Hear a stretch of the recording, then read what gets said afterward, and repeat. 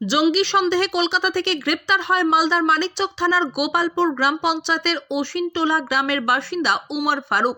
সপ্তম শ্রেণী পাস ওই যুবক দীর্ঘ কয়েক বছর ধরে কলকাতায় শ্রমিকের কাজ করত বলে পরিবারের দাবি। ঈদে বাড়ি আসার কথা ছিল। গত রবিবার স্ত্রীর সাথে কথা হয়েছিল। উমর ফারুকের বাবা আক্তার হোসেনও একসময় ভিন রাজ্যে কাজ করত। উমর ফারুক বড় ছেলে, তার ভাই হাসান আলী টোটো চালক। 2 মাস আগেই বাড়ি এসেছিল উমর। পরিবারের বক্তব্য, তার স্বভাব আচরণ খুব ভালো ছিল। ফাঁসানো হয়েছে পরিবারের সদস্যকে। মাসে পরিবারের খরচ হিসেবে কখনো 5,000 কখনো 10,000 টাকা পাঠাতো উমর। জঙ্গি সন্দেহে গ্রেপ্তার করা হয়েছে ফোন মারফত তারা জানতে পারে। এই খবর জানতে পারার পরই আজ সকাল থেকে কান্নায় ভেঙে পড়েছে তার পরিবারের সদস্যরা। এদিকে জঙ্গি সন্দেহে উমর ফারুক গ্রেপ্তার হওয়ায় গোটা গ্রাম জুড়ে একটা আতঙ্কের পরিবেশ তৈরি হয়েছে। আমরা তো ভাবতেই পারি না, কি মনে করবো, কাকে সন্দেহ করবো? আমরা তো কোনোদিন গল্পই শুনিনি, তো কি গল্প করবো?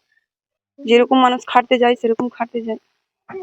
বলছি ওর সাথে একজন বাংলাদেশিকেও ধরেছে বলছে। আপনারা কি জানতেন যে কোনো না বাংলাদেশি না থাকতো ওখানে? না, আমরা কোনোদিনই জানি না। আমরা কি করে জানবো? বলেননি ও, আমরা কি ভাববো? আমরা জানি যে খাটতে যায়, আর ও তো বলেনি। ও তো জানিছে, আমরা জানছি যে খেতে আসে, কোনো খাটতে খারাপ যাই। সঙ্গে পড়ে গেছিল মনে করছেন? না না, ভালো ছেলে খারাপের সঙ্গে কেন পড়বে? ভালোর সঙ্গে ভালোই থাকে। বাড়ি কতদিন আগে এসেছিল বাড়ি?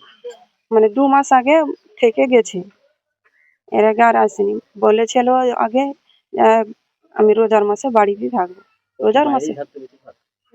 বাড়িতে, মানে যেরকম বিদেশ যাই, বাড়িতে এলো, ফের আবার থাকলো বাড়িতে, ফের গেল। বাড়িতে তো কোনো আর কাজ করি না। কোনো আচরণে কোনো পরিবর্তন দেখেছিলেন? না, আমরা কোনোদিন খারাপ দেখিনি। আপনাদের সঙ্গে কথা বলতো? হ্যাঁ, কথা বলতো। কি গল্প করতো? কাকি চলে গেলাম বাইরে, দেখবা তোমার বৌমা থাকলো, আমি আবার আসছি ফিরে, এগুলো বলতো। বাড়িতে আমরা তো ওটা জানি না। ও এখানে লেখাপড়া করে, বাচ্চাটাকে দেখি, কিন্তু বাইরে কি করে ওটা আমরা দেখিনি। কিসে পড়াশোনা করতো না বাইরে খাটতো? না, পড়াশোনা করতো। কিসে পড়তো? কোন ক্লাসে পড়তো? আমি উচ্চ মাধ্যমিক দেখেছি, তারপরে আমাদের সঙ্গে তার ওরকম ই নাই। শিক্ষিত ছিল? আর শিক্ষিত ছিল। ও কালকে যেরকম মোবাইলে দেখলাম, কিংবা আমি এখানে শুনেছি, হ্যাঁ। তো মোবাইলে খবর দিয়েছে যে একটা জঙ্গি হিসাবে কথা বলছে। আচ্ছা। হ্যাঁ, তো ছেলেটা তো আমরা তো আর অতটা জানি না কি করে, কিন্তু আমরা গ্রামে দেখতে পাচ্ছি যে ছেলেটা ওই চাকরির জন্য ছুটাছুটি করে। বলতে পারলাম না, ওই চাকরির জন্যই যেত। কি কি কিসের চাকরি পাওয়ার যোগ্য ছিল? হয়তো পুলিশই, একটা গরিবের ছেলে যদি যে কোনো একটা চাকরি জুটলেই ভালো না। ওটা দেখতে হবে যে ছেলেটাকে কি কারণে, হয়তো কেউ এমন তো আছে যে কেউ হয়তো ফাঁসানো হয়েছে, কি কী হয়েছে, ওটা দেখতে হবে। পরিবারের সাথে কথা বলেছেন আপনি?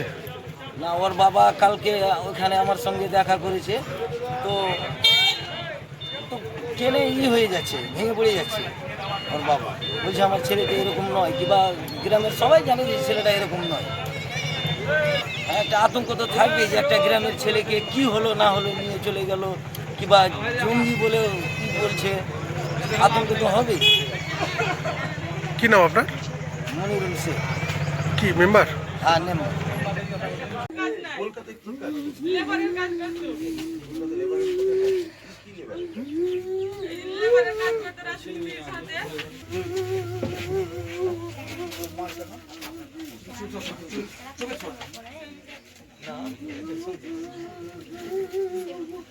এটা তোর বাড়ি?